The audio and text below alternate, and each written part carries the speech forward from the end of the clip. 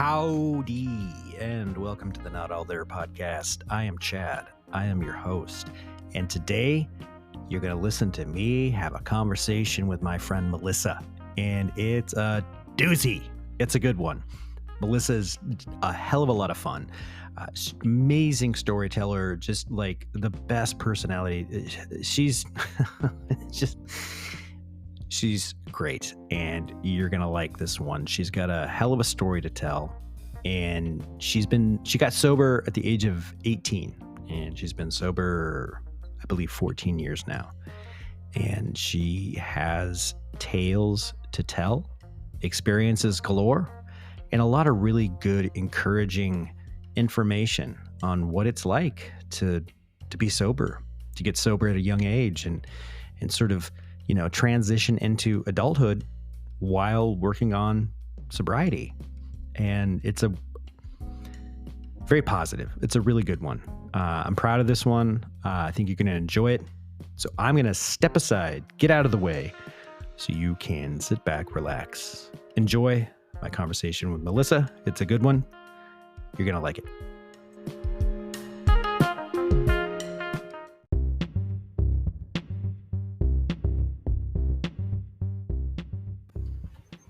Are you comfortable?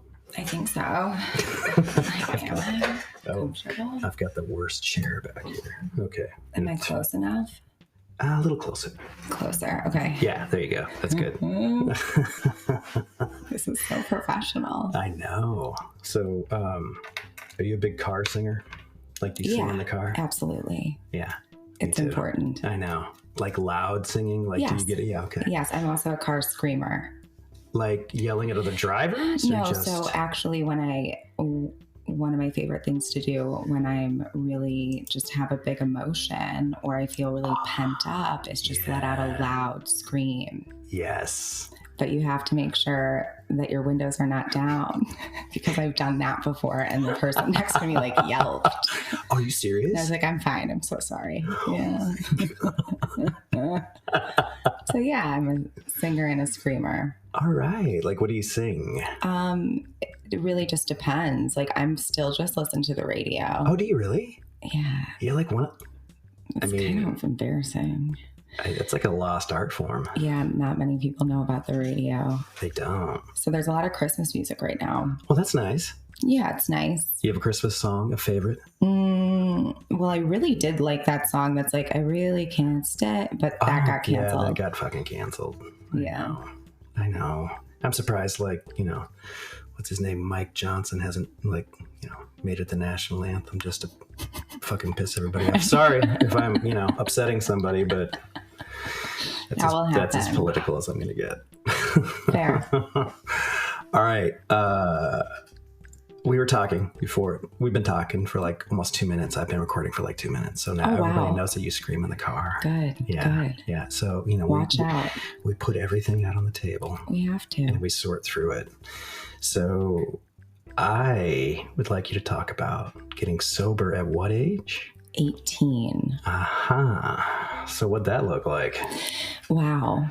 What did it look like? So it is a crazy thing to think about getting sober at 18. I'm 32 now. So I thought I was really old at 18 because it's the oldest I'd been, Yeah. So I thought I was old.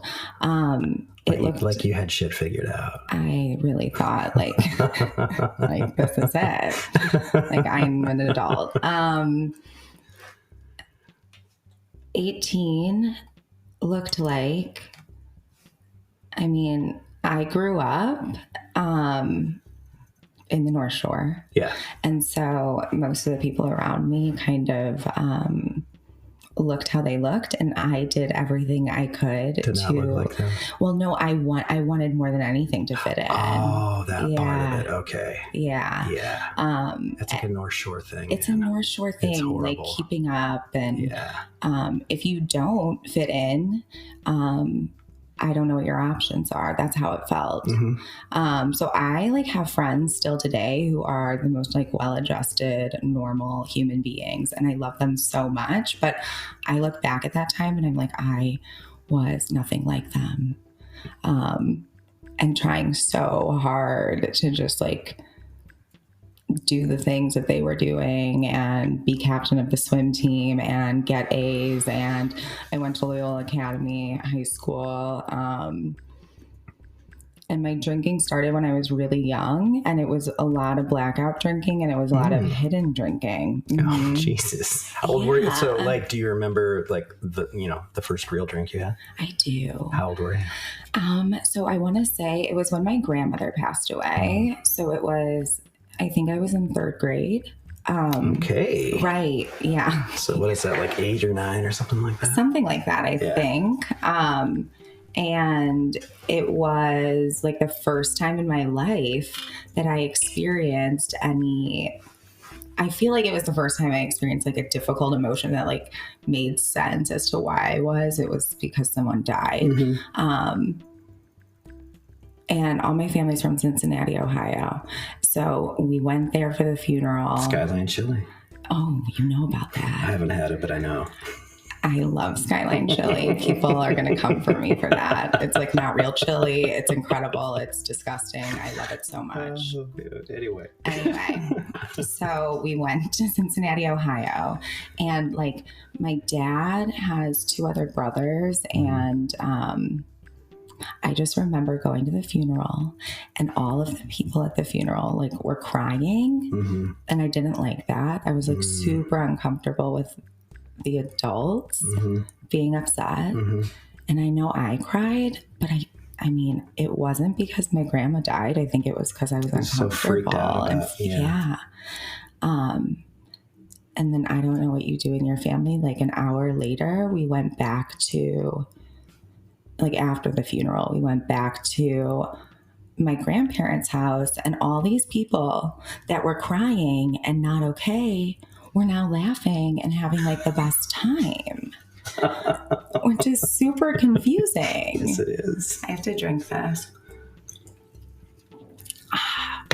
Refreshing. So, I think what I noticed really was that everybody who was like laughing, having a good time, who like an hour earlier were crying or had drinks in their hands.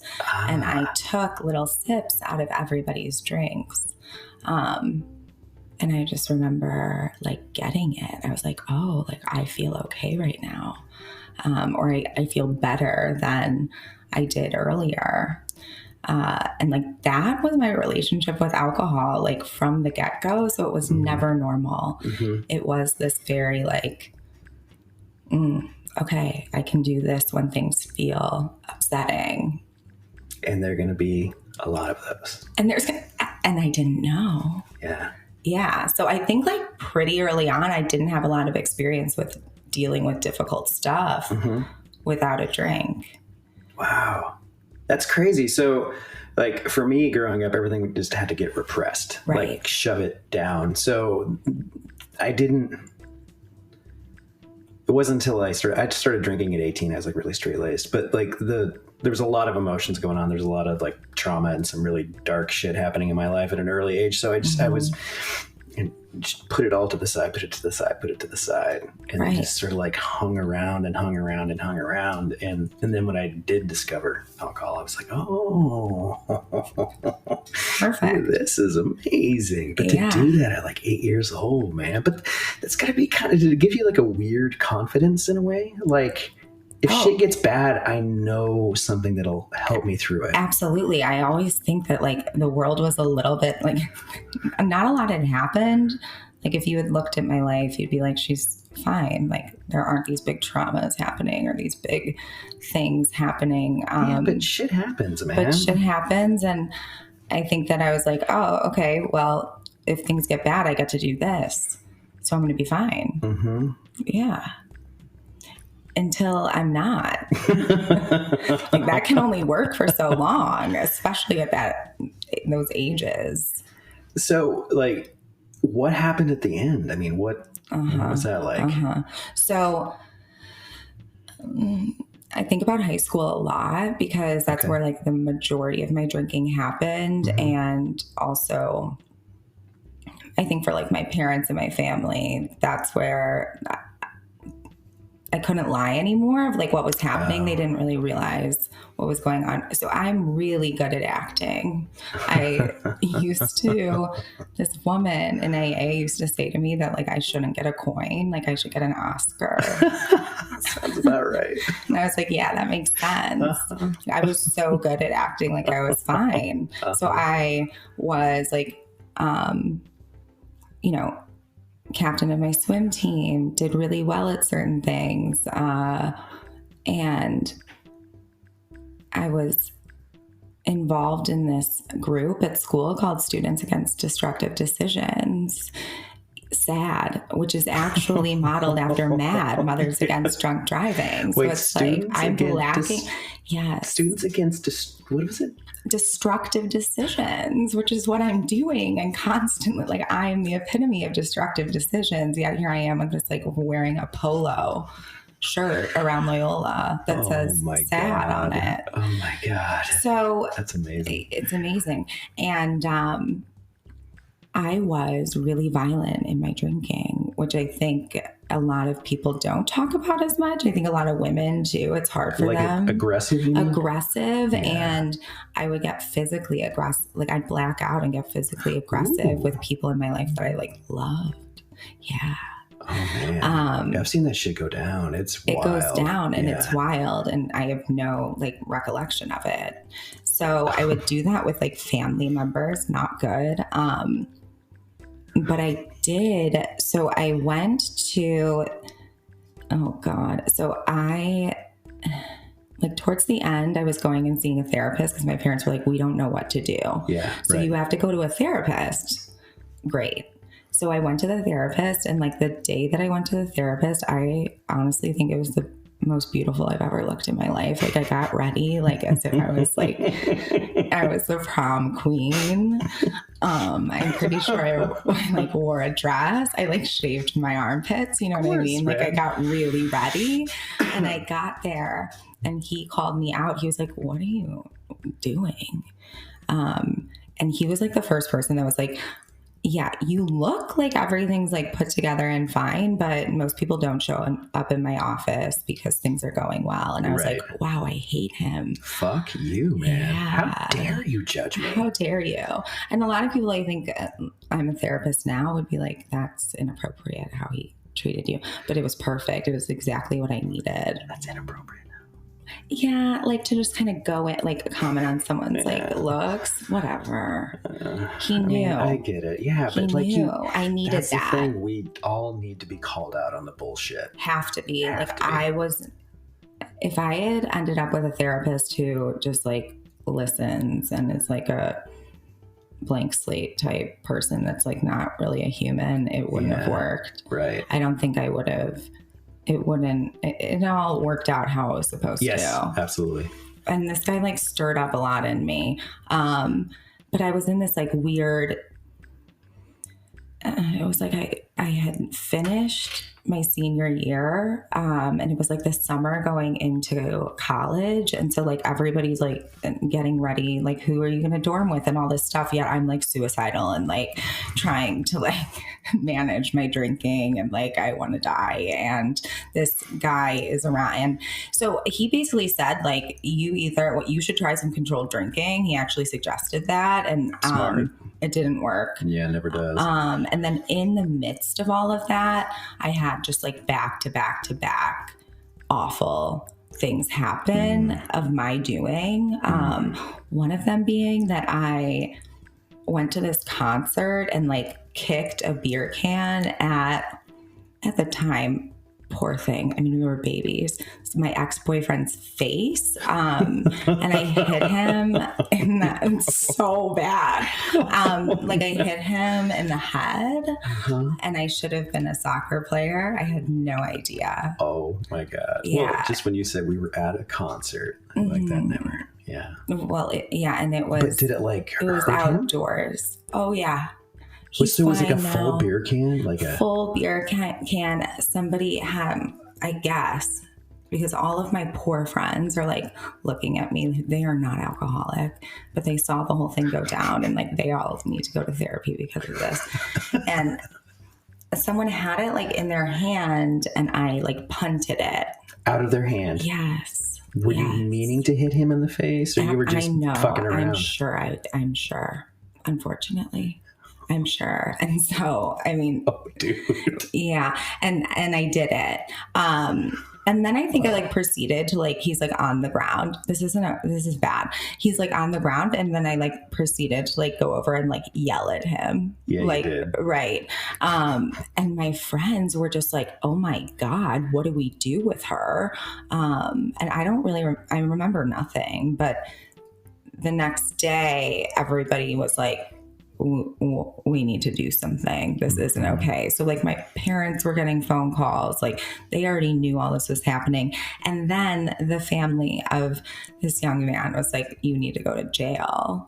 Yeah, I mean, which honestly, it's a little extreme, but it is technically assault. It's not appropriate. It's assault in Kenosha, Wisconsin. Oh fuck! Of course it was. Yeah, and so like was it like at the Broad Stop or something? So unfortunately, it's at Country Thunder. The whole thing is just it's a really wild story, actually. Oh my God! But like that wasn't even my last drink, because then I think I like I tried so hard to pretend like none of this happened. Of course. Oh, yeah. I would wake up every morning like hating myself and being like, what damage control? And like, why is it that I can be so good and like think I have control in certain areas of my life, but not with this? And I had like no idea that there was like help for me at all. It's a really weird thing because I think all of the, well, I shouldn't say all of us, but most people who are like at the end of the road with their addiction, whatever it is, there's this sort of like crossroads you come to where you're like, well, I guess I'm just a drunk. Right. Like I was like, this is all. I think this is all I'm going to be. And, you know, and that is like such a fucking terrible place to end up. But so many people stay there. Yeah, absolutely. Well, I do think, people stay there. And I also think that was the most hopeless I'd ever felt, of like knowing that I'm so powerless over this thing, but what else is there for me to do? Right. This is the only thing I know. Yeah. Because I had times before, like I had, again, and it usually was stuff where I outwardly saw that I hurt somebody else in my life. It was never like because I was feeling bad. But with my mom, and I remember like promising her I'd never ever drink again, and I meant it with every like fiber in my being. Of course you did. And a couple hours later I was drinking. So there were times at the end where I didn't want to drink anymore. And I drank anyway. And that's where the hopelessness, I think you're in such a good spot to get sober if that's how hopeless things feel. I just didn't know that there were other options for me, like that recovery was possible. Yeah. I mean, like, I guess being like 18. So yeah, you're naive to a lot of things in life at that point. And I got sober at 39 and I knew about all these things. And in my family, there's a lot of addiction on both sides. You know, some people pulled through, some people didn't. Yeah. Some people tried rehab or AA or whatever else they were trying, and it never stuck. And so I was afraid, and I was also like, well, fuck, that stuff doesn't work. It's just a sham. Right. But the point of what I'm getting at is like, you got to recognize like you're fucked. You have to. And that happens for people at all different ages, but I do think that the timing of that, like when I came in to recovery, people were like, oh, you're so lucky. Like, you're so young. That's so amazing. Yeah. What was that like to hear? And I was like, what? Like, this sucks. And because like when I heard that, I was miserable. Right. Like when I first came in to sobriety. And to me, I was like, no, like and people would say like, you have your whole life ahead of you. I was like, if my life is going to be like this, like, I don't want that. I hadn't experienced yet, like all the wonderful things about life when you get sober. Right. I was so miserable. And I look back and I'm like, if you're somebody that says that to a young person, like keep saying it, it's absolutely true. Yeah. Because like inevitably, if you do the work and you continue to, that you will understand that that's true. And everyone had such good intention. I just was like, life sucks. Well, you and I were talking about this before we got started about that first year of sobriety and how it's really fucked up because, I mean, I don't know. I had no choice. It was like, I either like the life, the life that is the house I was living in was on fire, and if I didn't do anything, everything was going to be burned down to the ground. Right. And so I was desperate. And I've also, so when I, went into a meeting, like the tuning fork went off. I was like, oh my God, yeah. Okay. All right. I get it. But I've also seen people that have like been dragged into recovery, like kicking and screaming, and they're like, fuck you and fuck this. So, and sometimes it takes and sometimes it doesn't. But the thing that really, I don't know, it's like kind of a heads up to people is that you're kind of a bastard when you first start getting sober because you're like, you're still an asshole. You're still really, really selfish. And you're like, look at me, everybody. I'm not fucking drinking anymore. Right. It's a huge deal. I'm doing something about it. Cut me some fucking slack. Right. And they're like, well, you kicked a fucking beer can and hit me in the face with it. Right. Like I had to deal with that my whole first year. Like all of the consequences of my drinking, I'm dealing with, and I'm like, wait, but I stopped drinking. So I had to go to basically my parents. So, it's all very confusing. So I was kind of given the choice of like, we're pressing charges or you need to go get help. And I went to treatment, Hazelden, Minnesota. Oh, beautiful. It was before they did the big like rehab of it all. Was it a dump? It was not like what people think it is. And I thought I was going to some like really special, I was such a brat. And my poor parents had like no idea what they were doing or what to do. So they were just taking suggestions from like professionals and other people. And I went to treatment and I did like exactly what I did in high school and before that. Like I became like unit leader of the girls unit. Like I had those moments of like, okay, I'm desperate. And then it was really fleeting. And I just went back to what I knew. And unfortunately, fortunately, they see right through that. And they're like, oh, you're doing such a good job after these 28 days. Like you need more treatment. And I was like, what? Like I'm going to college. Like there's this timeline that I'm supposed to keep up with. Not. They were like, we've actually never, they said they never suggested for any person that's like come through the treatment center to go directly to college. And I was like, okay, well, I'm going to do it. I'm the exception. Always. And it was just, I was so scared and so fearful I had no idea what like things would look like if I didn't stick to the plan I had.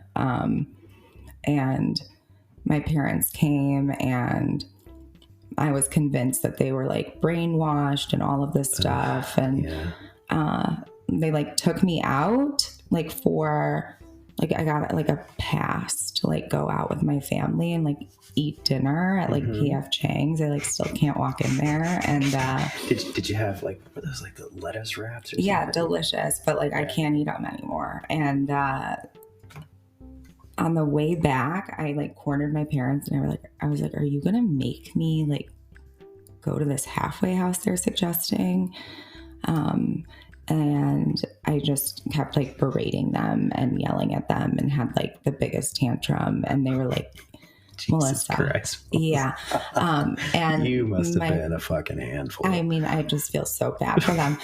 We like pull up into the Hazelden parking lot. My brother, by the way, poor thing, the best human in the world, like ran off into the field, like couldn't handle it. And then he was just like so upset. So upset. He should never have come. I mean, his college essay was about it. So Yeah, like there's a lot there. He's perfect and I love him so much. But it was a lot for him to see. And my parents basically were like, we don't want to participate in your death. Like, we are not going to allow you to come home. Yeah. So your choices are like, you're not welcome home, or you go to this halfway house. And that's also where, like, I, again, freaked out, all this stuff. My mom, like, goes into Hazelden and is like, my daughter's being violent. This tech comes out and she looks at me and I, like, roll down the window, like, ever so slightly because I'm so tough. And she was just like, you're just scared.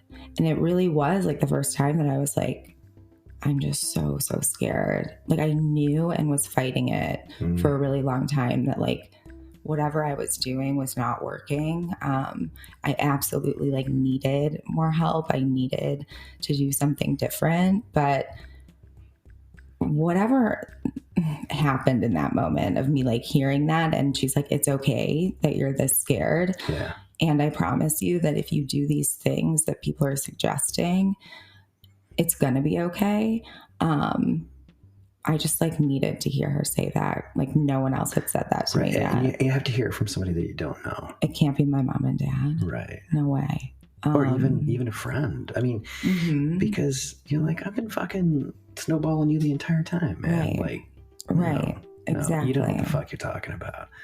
But there is something about, like, a person that's very, I don't know, it's got a little time of sobriety under their belt and just like, look, man, I get it. You're scared. Yeah.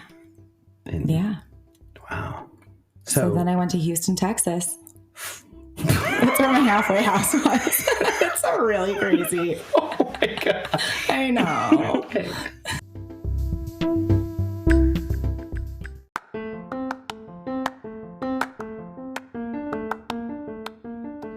Welcome to the show's intermission.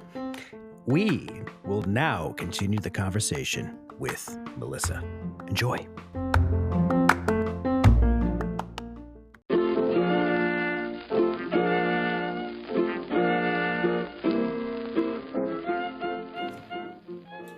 So, Houston, Texas.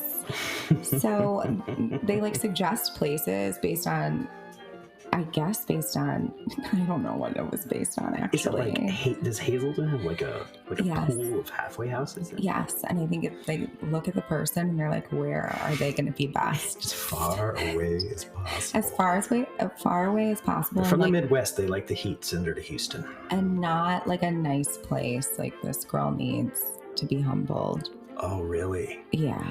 Oh, man. What kind of crew were you with? So I showed up to the halfway house and, like, I, like, looked at the brochure and, like, looked at the halfway house and looked at the brochure and looked at the halfway house. And, like, the guy was like, this is it. And I was like, I don't think it is. It's like the McDonald's breakfast. It's like a shack.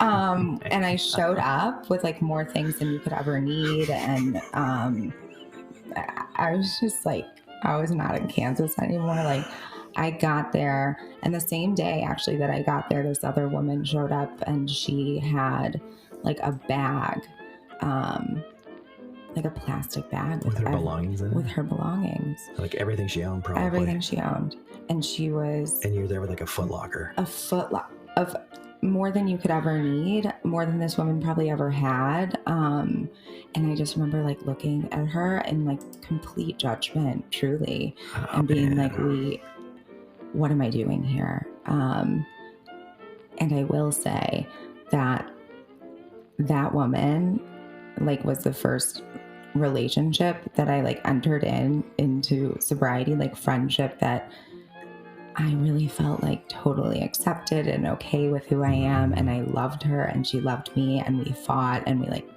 laughed and so many things. But I had no idea that kind of connection was available to me. Did it take you a long time to, like, come to grips with it? Because I still am, like, trying to figure that shit out. Like, I've got a couple of dudes in my life where I'm like, this fucking get me, and I can tell them anything, and they're just like, yeah, okay. Anyway, right, more cookies, and I'm like, I can't I can't. I'm like, why will I not let myself just be cool with this? Yeah, because I don't trust it, probably, or whatever it might be. I guess it's just like it is amazing. I know. It really, it truly is. Do you still keep in contact with her? I do. Yeah. But the others, I mean, so other people that were there, like we were kind of, so you either like paid out of pocket to be there or you were there on a scholarship. Oh, really? Yeah. So like financial assistance. Yeah. Okay. Mm-hmm. Yeah. And basically this place, like looking back, was the most perfect place for me to go. I had to like learn how to be a human. Mm-hmm. And I had to like get a job. Right. I had to take public transportation like to my job at American Eagle. I had to go to the mall. Yes, I went to the mall and just like went to every single like I put an application in everywhere because I had to get this job. And one of the first interviews was a group interview, and I haven't been out in public in like a month and some change, and had only been around like other alcoholics. I had no idea how to talk. No, I said, my name's Melissa, I'm alcoholic. I said that in my interview with who was it? It was like Aeropostale, that I don't know. Yeah, yeah. I remember them. Yeah. And then Abercrombie and Fitch's, I did a really bad job because I was wearing black, and they're like, that's the one color we don't sell here. And I think that's what got me. But American Eagle, they liked me. They probably just needed a warm body. No, they needed a warm body so badly. They didn't give any shits about me. And, oh my God. I like just stood in the front and made sure nobody stole things. Yeah, that was it. That oh was my God. job. So you just sat there with like your thoughts for however many hours? Yeah, it was so brutal. But I learned how to like show up to things, which is amazing. I learned how to like make some money doing that. But like it was a really humbling experience just because I got to see that I'm a brat, really. And I didn't do a great job. Like, I was not a great employee. I learned that pretty quickly. And yeah, I had to learn how to navigate buses. The first time that I was supposed to get back, they like gave you a cell phone that like you could only use for purposes if you were like out of the house. And I accidentally like missed my stop and was bused to like the end of the line. Yeah. Never a good place. It's never a good place. And like the house manager had to come pick me up, and it was a whole thing. And then I had to wash windows that day because I had like screwed up. Fuck yeah, you did it. Yeah, and I was like, okay, I guess I have to wash these windows. All right, Chicago. Yeah, they like really were like, they really put me in my place. They really did. Like the other women that were there for other addictions too. Okay. So that was wild to see. So I was with like this one like woman, like this really older lady who had like gambled her life away. And then like I was with a sex addict who like, I'd be like, where is she? Like we'd be in a meeting and like she'd just be off, you know, having sex, and then we'll come back. And I was like, this is a wild experience. Like I just was having what my eyes were open to so many people. And at the end of the day, I like connected with all of these people more than I connected with any friend I'd ever had, my own parents, crazy? All of it. Yeah. That is so, that's like to me, that's the wildest thing about sobriety is we're all judgmental, man. Of course. And so, you know, you meet people and you're like, oh God, this fucking person hasn't showered in like 3 days. And, sure. And then they start talking and you're like, I'm like, I love them. Oh my God, that same. Is that what I'm like when I don't shower for 3 days? Right. We're all the same. Oh my God. So, okay.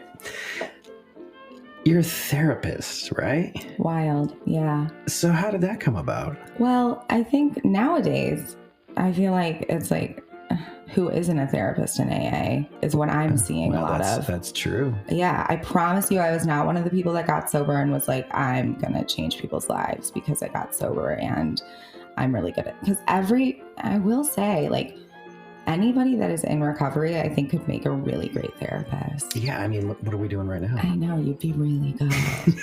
You'd be really good. I don't like the hours. Sure. Of course. It's too much. But I like wanted that before. I knew I wanted to work with people. Mm-hmm.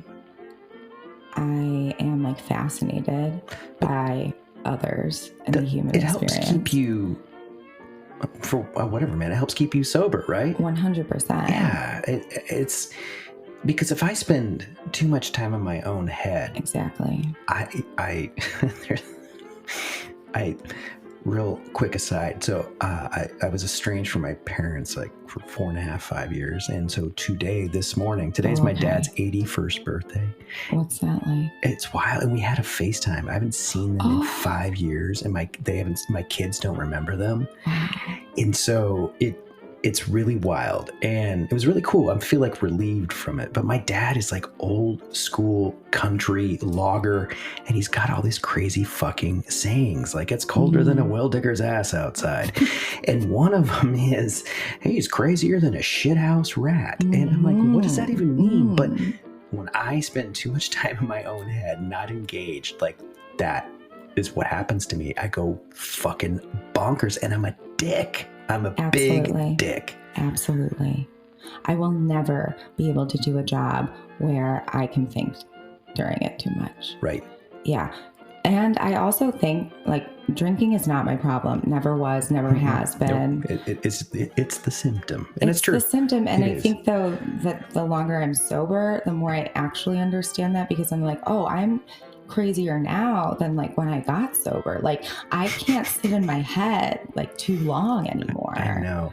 I don't know what it is. Is it like overactive imagination? Is it, I mean, what are your, well, first off, do you sleep well? Because I don't. Certainly not. Yeah.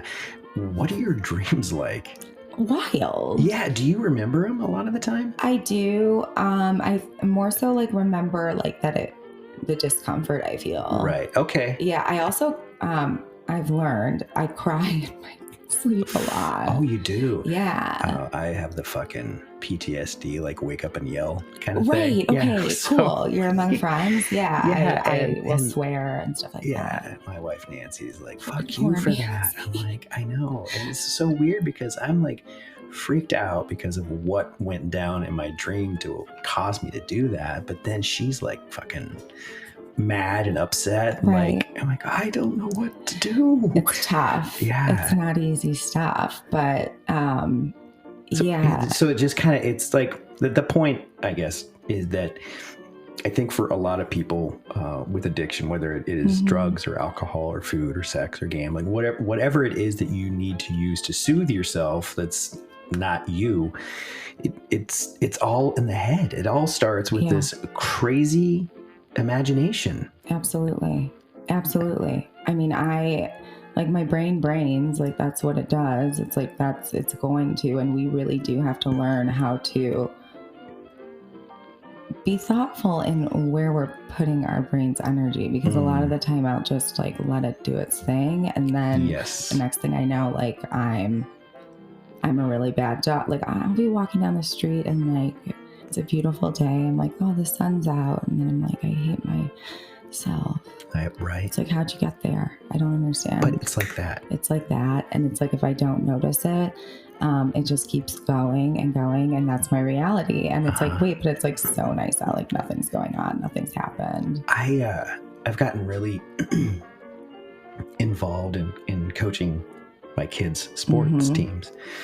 One, because I guess the real reason was like I just want to be like they wanted me to, but it was also like I just kind of want to be a part of this for them in a way, like where we all can look back and be like, oh, that was a cool time. Because I mean, you as a parent, if you're not like aware or careful, like you're gonna miss out on some really cool shit with a young person. And so I've done it just to be like present.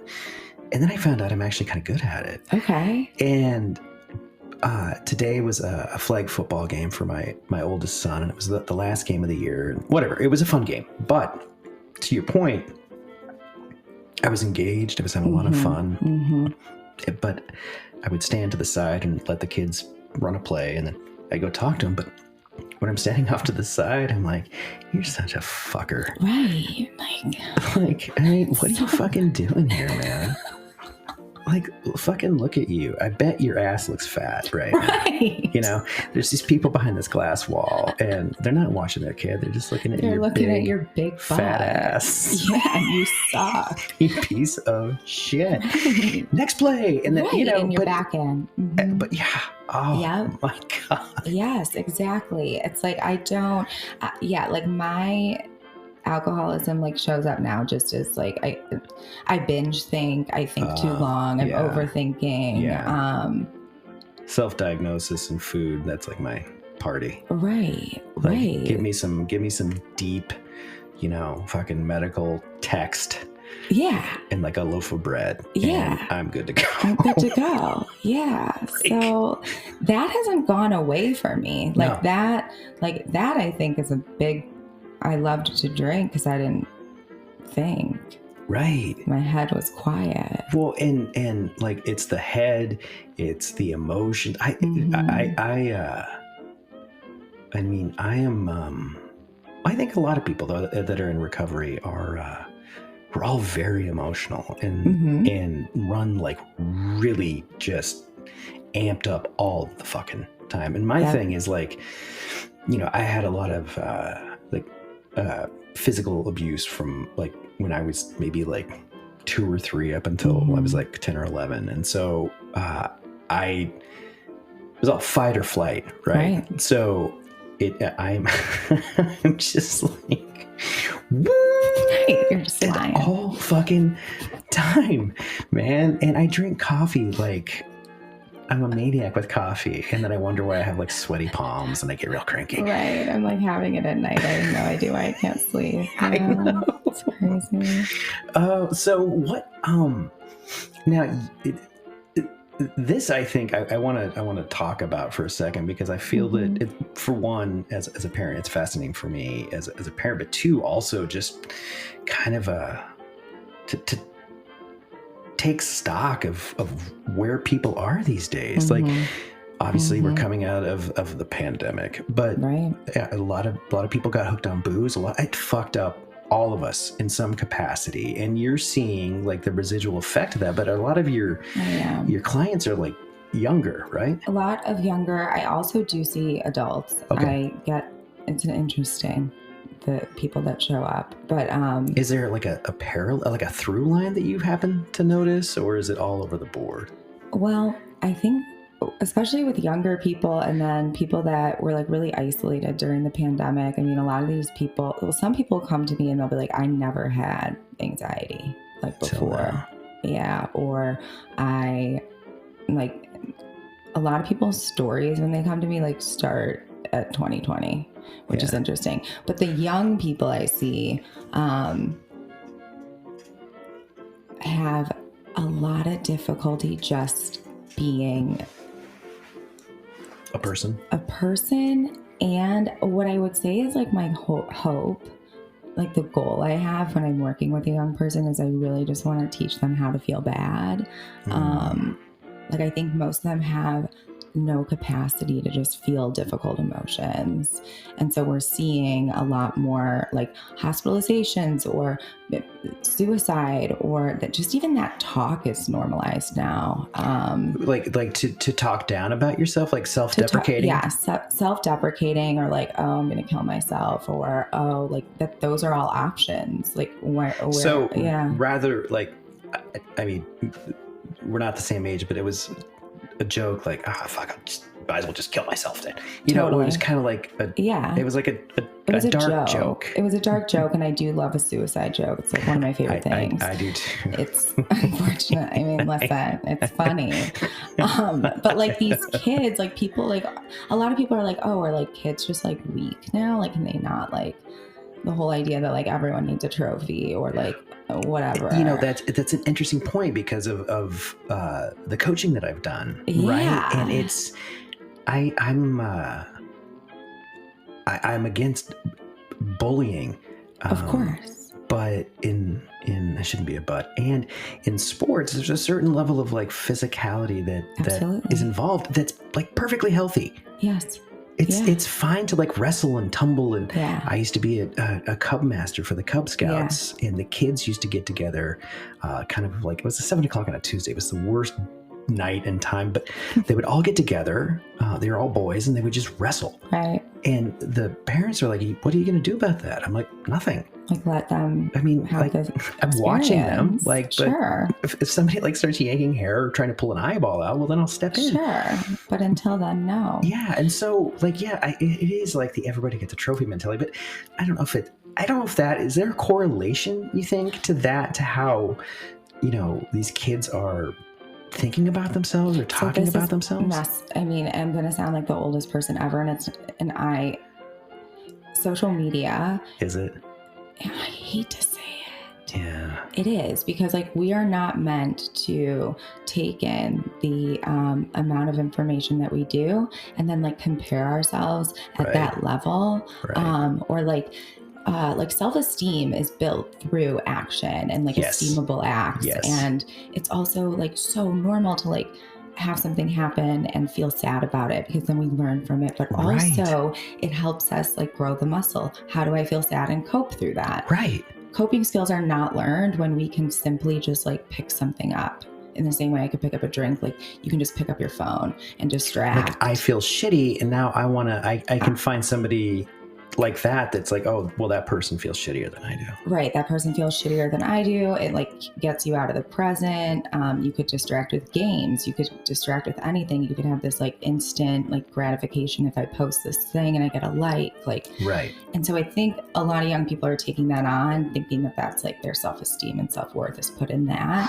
And they're not building self-esteem through action in their day-to-day. So sounding even more older, right? That when they eventually leave home, they're completely ill prepared. So that's how I do feel like that a lot of younger people are ill prepared at just experiencing like the highs and lows of just day-to-day normal life. Yeah. Because there are, I work in property management, which is just, it's fucking wild, but you get to see people, you get to see behind their doors, but what goes on behind the door, you're actually kind of involved in that part of their life. And a lot of people that are in apartments too go to the University of Chicago, and like crazy fucking smart people. Like I have some conversations. I'm like, oh my God, this is like straight up brilliance. I'm fascinated. Yeah. But on the other hand, it's like, I swear to God, I'm going to sound like a grandpa, but they don't know how to change a fucking light bulb. Right. And there's to the greater point that you're making, it's like, it's not hard to change a light bulb. It's not hard to like put a battery in something. And so how are you going to, you take public transportation and there's a vibe, there's an energy, you're not in tune with it. I mean, like how, I don't know what's going to happen. Yeah. No, I think like it's okay if you to touch somebody, but not, I mean, like to bump into somebody, it's okay to have these physical contacts. Yeah. We're not tolerant anymore of a lot of things. And, but like natural life, part of life things. Yeah. Yes. It's all, I mean, is it all image oriented? Is it all what? Image oriented, like how you present yourself is more important than how you like. Of course, I think, unfortunately, like I think as long as social media is around and like younger people especially are like looking at it and using it, and then I'm using it too. Yes, you everything is I sure do. Everything is absolutely image oriented, and so like worth and all of that is placed there instead of through our actions, through like accomplishing something, like putting a battery in something. Like there is actually accomplishment that occurs that will build your self-esteem in these small acts. Yeah, something as simple as like, I've never changed a light bulb before. Okay, like, cool. Let me just show you real quick. Like, you do it this, you loosen it this way, you tighten it that way. Now you try it. And it's just like, now turn it on. And you're like, oh, fuck, I just changed the light bulb. Yeah. It's like, you did, man. You did it. Like, it's awesome. Yeah. Good on you. Yeah, but there's a lot of that. Go finish that thesis. My oldest son is like a super resilient dude. I'm like really fucking proud of him. Yeah. He's tried out for like travel baseball. This is his 4th year. In the previous 3 years, he didn't make it. He finally made it this year, which is amazing. Like, yeah. But he recognized, like, he's like, Dad, whatever. I'm on the team, but I'm really proud of myself. Yes. And I'm like, you fucking should be. Should be. Like, whether you play or not, whatever. I mean, if you don't want to play, fine. But you set out and you kept going. Exactly. And going and going. Exactly. And you finally did it. And now you know what that feels like. Yeah. Like, I think I hear something like that. I'm like, so that's going to be a kid that feels good about themselves, because it's like, oh, I can have these, and when I say failure, like normal, like failure is a part of life. Like we need to learn how to like move through that. Like, okay, I didn't make the team, but he didn't stop. He didn't stop. And so keep going and like try something else and like accept where you're at. And all of that kind of thing, is what a lot of kids are missing, I think. It's like, oh, at the first like sign of I failed at something. Yeah. We're like not resistance. We're not moving through that difficult emotion and like seeing like that I can feel this way and I can also like try again and like recalibrate what I need to do or whatever it is. But also accept that maybe like, you know what? Maybe this isn't my thing. Maybe not. I think that's great too. I think that's a real success, is like being okay with like what you're not good at. Yeah, the same kid, my son, he's like, I'm gonna watch scary movies. Heck yeah. And his friend was like, I wanna have like a slumber party with like, we'll get like 4 of us and we'll rent all these scary movies. My son's like, yeah, you can count me out. Right. It's like, that's not for me. I don't like scary movies. I'm not gonna watch it. That I want to watch a scary movie. And that's a boundary too. That no kids have like those. I'm telling you, these things, like those small things that might seem like not that important, those are the things that are going to build, I think, adults who are going to be okay. So obviously, I mean, as you know, what am I trying to say?